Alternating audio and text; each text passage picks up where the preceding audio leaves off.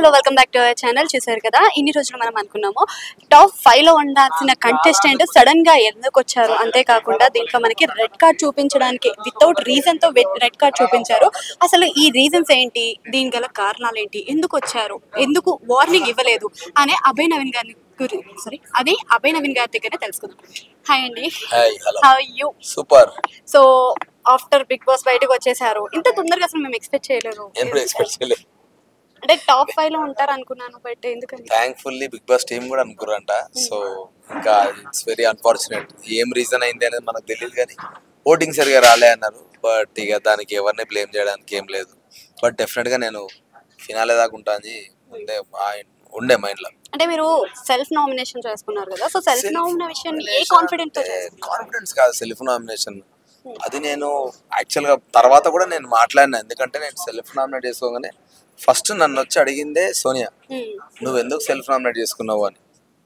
అప్పుడు ఆమెకు చెప్పిన, బట్ మళ్ళీ నాకు చెప్పుకోబుద్ది కాలేదు. ఏంటంటే నాకు లైఫ్లో చాలా ఇష్టమైంది మా నాన్న వాచ్. అది ఒకటే నాకు వెరీ ప్రీషియస్ గిఫ్ట్. సో వాడికి వాళ్ళ నాన్న అంటే చాలా ఇష్టం, నిఖిల్కి. ఆ రెండు వచ్చినప్పుడు వాడు నా కోసం వాచ్ ఇచ్చేసిండు, ఒక్క సెకండ్ కూడా ఆలోచించకుండా. సో వాడికి నా సైడ్ నుంచి ఏదో ఒకటి రీపే లాగా చేసుకోవాలా అని నాకు ఒక గ్రాటిట్యూడ్ లాగా నాకు ఏదో అనిపించినప్పుడు ఇద్దరు నామినేట్ చేసుకోవాలనే పక్కా తీసుకెళ్ళి ఒకటే క్వశ్చన్ అడిగిన, బయటకు వెళ్తే నువ్వు లోపలికి వస్తావన్న ధైర్యం నీకు ఉందారా అని అడిగిన. లేదురా అన్నాడు.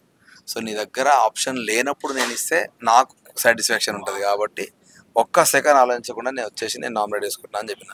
అది నేను వచ్చి ఇట్లా మా డాడీ కోసం చేద్దాం అనుకున్నా. ఇదంతా చెప్తే ఒక సింపతి గేమ్ లాగా చెప్పారు కదా దాంట్లో కావాలి.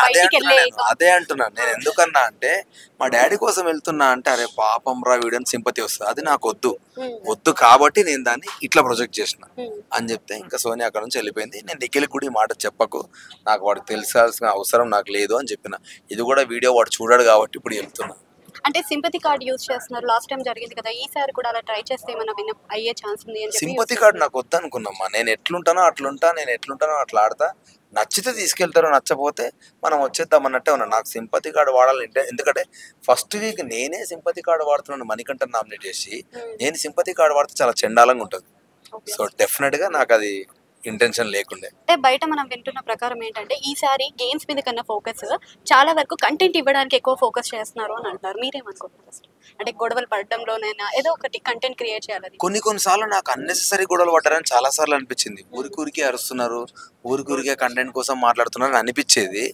కానీ నేను 24 గంటలు ఉంటా కాబట్టి నాకు ఇటు తిరుగుతూ ఇద్దరు కొట్లాడుకుంటారు, అటు తిరుగుతూ ఇద్దరు కొట్లాడుకుంటారు. ఇదేంద్ర అయ్యా అని చెప్పేసి నేను వెళ్ళిపో దగ్గర కూర్చుంటుండే. ఎగ్జాక్ట్లీ ఆ 1.5 hour ఏమేమి చూపించారో నేను చూస్తే ఇప్పుడు నాకు తెలుస్తుంది క్లియర్ గా. లోపల వాళ్ళు కొట్లాడుకుంటేనే అయితే అనే దానిలాగా తీసుకెళ్తారు. కొందరు అయితే ఉన్నారు, కొందరు క్లియర్ గా మనం కొట్లాడుకుంటేనే మన వీడియోలు ప్లే చేస్తారని ఇంటెన్షన్ తో కొందరు ఉన్నారు. సో దాని గురించి కూడా వాంటెడ్లీ గొడవ పడుతున్నట్టు కూడా కొన్ని అనిపించింది నాకు. అనుకోవడానికి ఏం లేదు. తనైతే ఇట్లా ఆడితే కనుక లాంగ్ రన్ అయితే ఉండదు. అంటే బయట వినేదాని ప్రకారం ట్రయాంగిల్ లవ్ స్టోరీ ట్రై చేస్తుంది అని అంటున్నారు. మరి మీరేం అనుకుంటున్నారు? ట్రయాంగిల్ లవ్ స్టోరీ ఇంకా అది మనకు దాని గురించి నేనేం మాట్లాడా. ఎందుకంటే నా కళ్ళ ముందే ఆమె చాలా సార్లు వీడు నా కొడుకులు అంటాడు అని అన్న తర్వాత ఇన్న తర్వాత నేను వీడికి వచ్చి లవ్ స్టోరీ మాడితే చాలా ఎథికల్లీ రాంగ్ అది. సో అది వాళ్ళు మాట్లాడితేనే బెటర్. ఎందుకంటే చాలా సార్లు అన్నారు వాడు నా కొడుకులాగా అంటాడు, వాడు కూడా మా అమ్మ లాంటిది అని అన్నప్పుడు నేను దాని గురించి నేనేం ఎక్కువ మాట్లాడలేదు. అసలు టాప్ 5 లో ఎవరు ఉంటారు? చెప్పిన ఇప్పుడే ప్రేరణ, యష్మి, నిఖిల్, నబీల్ అండ్ సీత. మీరు బయట నుంచి వస్తున్నారు, ఎవరికి సపోర్ట్ చేస్తారు? నేను బయటకు వచ్చిన తర్వాత ఈ 5 మందికి సపోర్ట్ చేస్తారు డెఫినెట్ గా. ఈ 5 మంది నాకు మంచిగా ఆడుతున్నారు, సో 5 మందికి సపోర్ట్ చేస్తారు. నేను హౌస్ లో ఉన్నప్పుడు ఎస్పెషల్లీ ప్రేరణ అండ్ యష్మికి సపోర్ట్ చేస్తాను. ఎందుకంటే నా గురించి వాళ్ళు ఎంత ఫైట్ చేసారో నాకు తెలుసు కాబట్టి వాళ్ళిద్దరికి డెఫినెట్ గా ఇంకెక్కువ సపోర్ట్ చేస్తున్నాను. Okay, thank you.